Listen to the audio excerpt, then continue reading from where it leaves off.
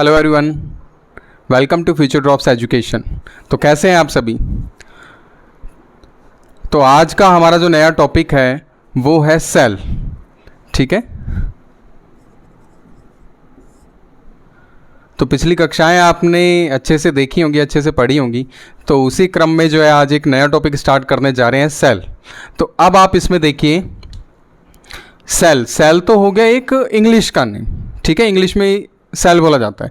लेकिन अब अगर मैं बात करूं इसके अध्ययन को, इसके स्टडी को क्या कहा जाता है, तो इसकी स्टडी को कहा जाता है साइटोलॉजी। अब सवाल यहां फंसता है कि इसको साइटोलॉजी ही क्यों कहा जाता है, जबकि हम पढ़ सेल रहे हैं लेकिन इसकी स्टडी को हम साइटोलॉजी बोल रहे हैं। तो ये ऐसा क्यों हो रहा है? क्योंकि ये तो था इंग्लिश में नेम, जो जैसा कि अभी मैंने आपको शुरू में बताया कि ये तो जो नाम था ये कैसा था, ये तो था इंग्लिश में। लेकिन सेल को टेक्निकल जो नेम है इसका वो क्या है, वो होता है इसका साइटो। क्लियर? क्या कहा मैंने कि सेल का जो टेक्निकल जो नेम हो गया, जो साइंटिफिक नेम हो गया, वो क्या हो गया, साइटो। ठीक है, तो अब आगे देखिए कि यहां तक तो हमने पढ़ लिया। अब इसके पढ़ते हैं खोजकर्ता के बारे में। तो इसकी खोज किसने की? तो इसकी खोज की थी रॉबर्ट हुक ने। किसने की? Robert Hooke.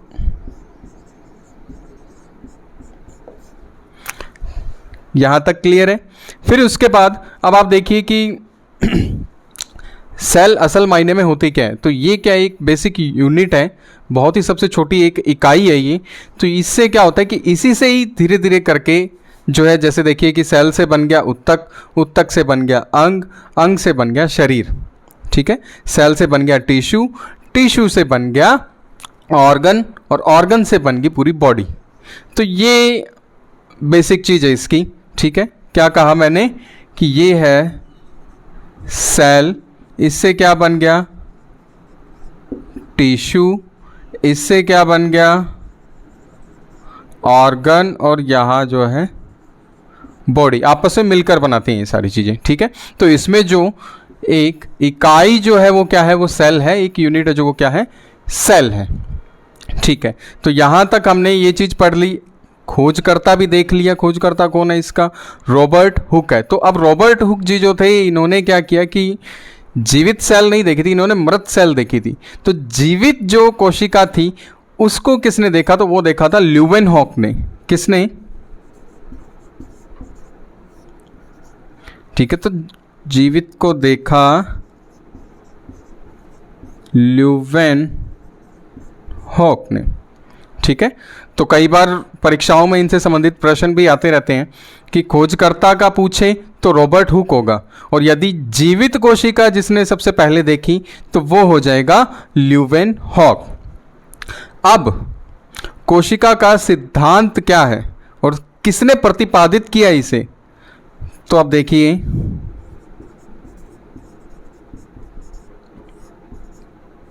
इसका सिद्धांत क्या है और किसने इसे प्रतिपादित किया? तो इसे प्रतिपादित किया था स्लाइडेन ने।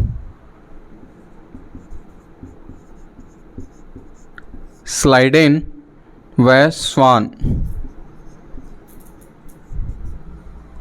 ठीक है, तो कौन थे? स्लाइडेन और स्वान। अब सिद्धांत से क्या मतलब है? कोशिका का सिद्धांत क्या है यहाँ पर? तो सिद्धांत हो गया कि प्रत्येक जीव, कोई भी जीव है तो वो इन्हीं छोटी इकाइयों से मिलकर बना है, इसी कोशिका से ही मिलकर बना है। तो ये इसका प्रिंसिपल था, और ये किसने दिया? ये दिया था स्लाइडेन और स्वान ने। यहाँ तक में भी आपको अच्छे से क्लियर हो चुका होगा। तो आगे बढ़ते हैं।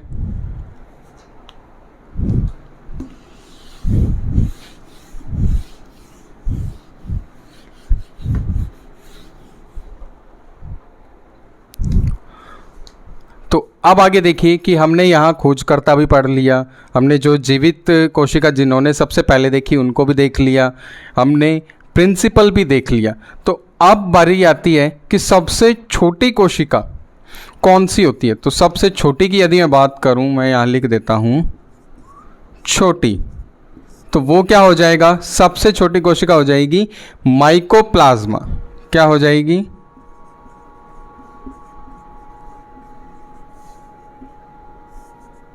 माइकोप्लाज्मा। अब ये माइकोप्लाज्मा क्या चीज़ होती है, ये बैक्टीरिया वगैरह इन्हीं को ही कहा जाता है, बैक्टीरिया को, ठीक है। तो वो हो गया माइकोप्लाज्मा, और वो जो कि क्या है, सबसे छोटी कोशिका है, सबसे छोटी सेल है। फिर यदि सबसे बड़ी कोशिका की बात करें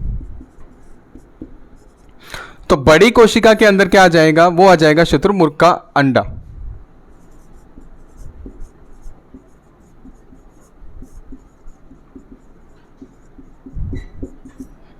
मे बी यहां तक आपको क्लियर हो चुका होगा।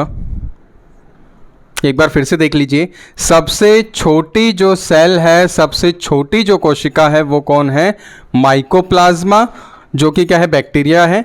और सबसे बड़ी कोशिका की यदि मैं बात करूं तो वो कौन है, वो है शुतुरमुर्ग का अंडा। अब यदि मैं मानव में सबसे छोटी कोशिका की बात करूं तो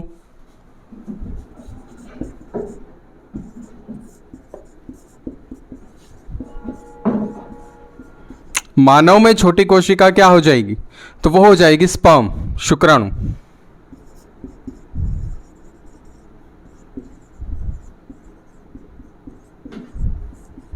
ठीक है, तो मानव में सबसे छोटी जो कोशिका है वो क्या हो जाएगी, वो हो जाएगी शुक्राणु, जिसे स्पर्म कहा जाता है। और यदि मैं यहां मानव में बड़ी कोशिका की बात करूं, ये तो ओवरऑल थी, ये मैं मानव की बात कर रहा हूं यहां पर, ठीक है। तो मानव में छोटी कोशिका होगी स्पर्म, शुक्राणु। और यदि मैं यहां मानव में बड़ी कोशिका की बात करूं तो वो हो जाएगी अंडाणु, जिसे इंग्लिश में ओव्यम भी बोला जाता है, ठीक है। तो सबसे बड़ी कोशिका कौन सी होगी, अंडाणु, जिसे ओव्यम भी बोला जाता है। अब आप देखिए, बड़ी तक तो मैंने आपको बता दिया, बड़ी कोशिका होगी अंडाणु। अब सबसे लंबी मानव में,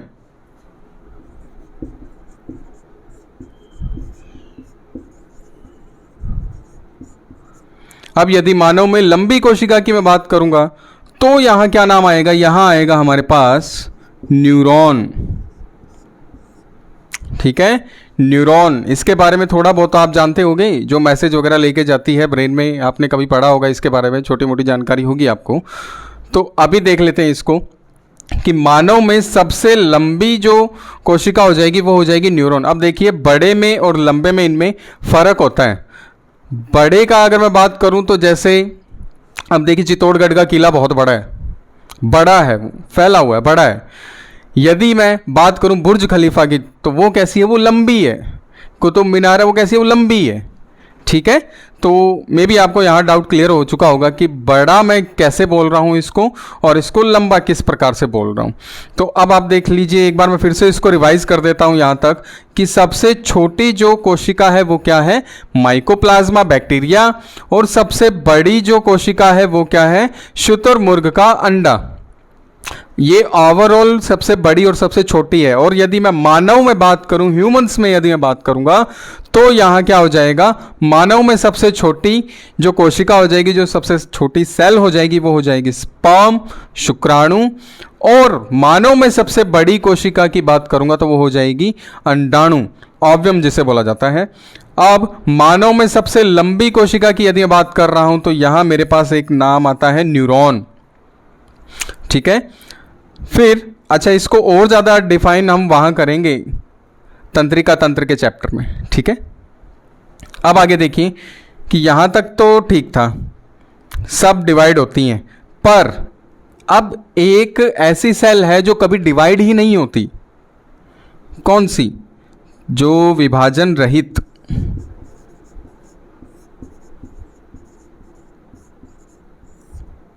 बताइए, विभाजन रहित कोशिका कौन सी होगी, तो वो होगी न्यूरॉन, ठीक है। न्यूरॉन ही वो कोशिका है जो कभी विभाजित होती ही नहीं। जैसे कि अब आप देखिए कि हमें जो है बाइक चलाते टाइम जो है हेलमेट पहनने का बोला जाता है। क्यों बोला जाता है, क्योंकि अब आप देखिए कि सर में जब चोट लगती है तो वो सही नहीं होती, ठीक है। अब आप ये मत बोलना कि मैं कल गिर गया था और मेरे यहाँ सर पे चोट लगी, वो तो तुरंत सही होगी।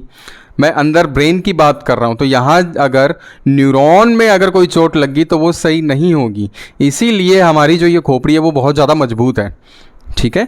अब इतनी मजबूत भी नहीं है कि हम तेज बाइक चला रहे हैं और कहीं गिर गए, किसी में टकरा गए और कुछ हो भी ना, ठीक है। तो आप देखिए, विभाजन रहित, जिसमें कभी विभाजन ही नहीं होता, तो वो कौन है? न्यूरॉन है, ठीक है। अब आगे देखिए, तो ये तो था विभाजन रहित, और सबसे तेज विभाजन किस में होता है? तो यदि सबसे तेज विभाजन की बात होगी तो वहां आ जाएगा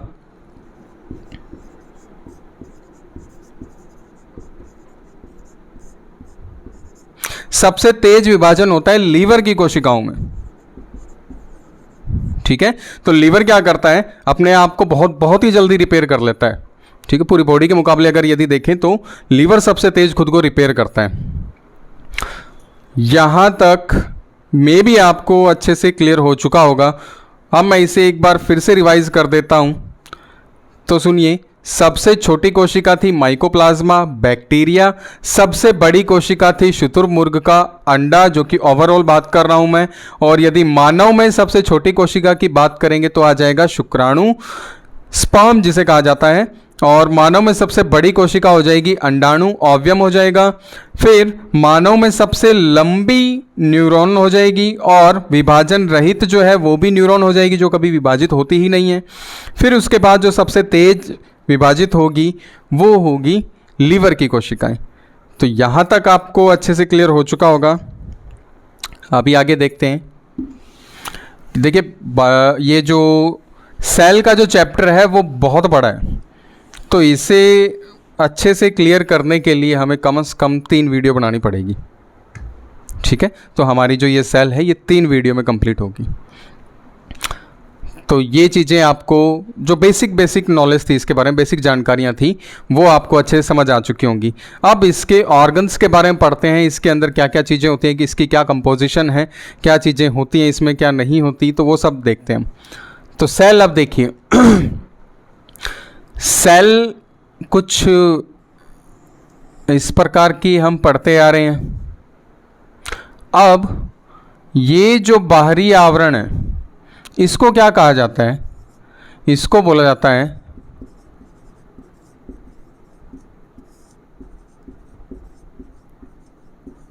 कोशिका झिल्ली, ठीक है। इसे क्या कहा जाता है? कोशिका झिल्ली। और यदि यहाँ एक और स्टिफ सेल्यूलोज का बना हुआ एक अलग से स्टिफ एक और मेम्ब्रेन आ जाती है जो काफ़ी मजबूत होगी, तब इसे क्या कह दिया जाएगा? इसे बोल दिया जाएगा कोशिका भित्ति। दीवार की तरह काम करेगा ये, ठीक है। तो कोशिका झिल्ली किन में पाई जाती है, कोशिका भित्ति किन में पाई जाती है, इससे संबंधित भी कई बार प्रश्न पूछे गए हैं। तो कोशिका जो झिल्ली है ये पाई जाती है पादप व जंतु दोनों में। क्या कहा मैंने? कोशिका झिल्ली जो है ये पादप और जंतु दोनों में पाई जाती है। यही मैं कोशिका भित्ति की यदि मैं बात करूं तो ये सिर्फ पादप में, प्लांट्स में ही मिलेगी। क्लियर? एक बार फिर से सुनिए कि हमारी जो सेल थी वो कुछ इस तरह की थी। इसके बाहरी आवरण को हमने क्या बोल दिया? इसको बोल दिया हमने कोशिका झिल्ली। और यदि इसके बाहर एक और स्टिफ ऐसे वॉल बनी हुई है वो क्या हो जाएगी? कोशिका भित्ति। और कोशिका भित्ति जो होगी वो सिर्फ पादपों में होगी, और कोशिका झिल्ली पादप व जंतु दोनों में होगी। अब इससे कई बार जो प्रश्न इस प्रकार पूछा गया है कि कोशिका भित्ति किन में पाई जाती है, ठीक है, तो ये चीज़ आपको पता होनी चाहिए। फिर अब यदि मैं आगे बात करूं तो ये 2 पॉइंट हमने इसके पढ़ लिए। अब इसका 3rd पॉइंट आता है हमारे पास,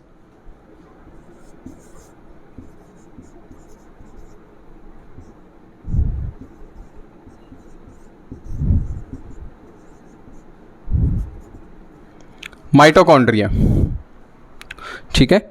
माइटोकॉन्ड्रिया, इसका नाम मैंने पिछली कक्षाओं में 2-3 बार यूज़ किया था, और इसके बारे में थोड़ी बहुत जानकारी भी दी थी, यदि आपको याद हो तो, पिछली कक्षा यदि आपने देखी हो तो। ठीक है, तो माइटोकॉन्ड्रिया क्या चीज़ होती है, हमने जब रेस्पायरेशन पढ़ा था तो रेस्पायरेशन में हमने एक चीज़ पढ़ी थी कि यहाँ क्या चीज़ हो जाएगा कि जब हम सांस लेते हैं तो सांस में जो ऑक्सीजन है, ऑक्सीजन को लेकर हीमोग्लोबिन जाएगा और वो कहाँ लेके जाएगा, सेल के माइटोकॉन्ड्रिया में। माइटोकॉन्ड्रिया के अंदर एक चक्र चलता है जिसे क्रेब्स साइकिल बोलते हैं, क्रेब्स चक्र बोलते हैं। तो यहाँ क्या होता है, एटीपी बनते हैं, ग्लूकोज एनर्जी बनती है। ठीक है, तो माइटोकॉन्ड्रिया को क्या क्या कहा जाता है, किन किन नामों से पुकारा जाता है, इसे किन किन नामों से बुलाया जाता है। तो माइटोकॉन्ड्रिया तो नाम हो गया, एक इसको बोला जाता है सूत्रकणिका। क्या कहा जाता है, सूत्रकणिका। इसे कोशिका का विद्युत घर, पावर हाउस आदि ऐसे अनेकों नामों से जाना जाता है। ठीक है, तो इसे अब आपको पता चल गया होगा इसे विद्युत घर या पावर हाउस क्यों कहा जाता है, क्योंकि यहीं से ही क्या होता है, हमें एटीपी मिलती है, एटीपी बनती है। अब इसके बाद देखिए कि जब कोशिका के इसमें माइटोकॉन्ड्रिया के अंदर जो है ऑक्सीजन प्रेजेंट हो चुकी है, अब यहाँ क्या क्या चीज़ें होंगी, सबसे पहले तो श्वसन से इसमें आ जाएगी ऑक्सीजन। ठीक है, फिर उसके बाद अब इसमें चलेगा क्रेब्स चक्र, क्रेब्स साइकिल। फिर उसके बाद अब इसमें बनेंगे एटीपी। अब यहाँ से भी प्रश्न पूछे गए हैं कि क्रेब्स साइकिल के दौरान जो है माइटोकॉन्ड्रिया में कितने एटीपी बनते हैं। तो यहाँ हमारे पास एटीपी बनते हैं 38। यहाँ तक क्लियर। फिर आगे ग्लूकोज और पावर जो हमें मिल रही है, ऊर्जा जिसे कहा जाता है। यहाँ तक क्लियर। एक बार फिर से सुन लीजिए, इसको मैं फिर से रिवाइज कर देता हूँ ताकि आपको और अच्छे से समझ आ सके और अच्छे से क्लियर हो सके। तो आप देखिए कि हमने कोशिका के ऑर्गेनल्स, इनके ऑर्गन के बारे में बात करना स्टार्ट किया था, इसकी जो कंपोजिशन के बारे में बात करना स्टार्ट किया था। तो सबसे पहले हमारे पास नाम आया था कोशिका झिल्ली, जो कि किस में मिलती है, हमें पादप व जंतु दोनों में मिलती है। और यदि मैं बात करूं कोशिका भित्ति की, तो भित्ति जो है वो हमें सिर्फ और सिर्फ पादप में ही देखने को मिलती है। फिर थर्ड जो हमारा था वो था माइटोकॉन्ड्रिया। मैं मान लेता हूँ कि यहाँ है हमारा माइटोकॉन्ड्रिया। तो माइटोकॉन्ड्रिया इसके क्या है, अलग अलग नाम है, जैसे सूत्रकणिका, कोशिका का विद्युत घर, पावर हाउस आदि नामों से भी इसको जाना जाता है। तो इसके अंदर प्रोसेस चलती क्या है, तो ये काम ही क्या करता है, ये काम करता है श्वसन का।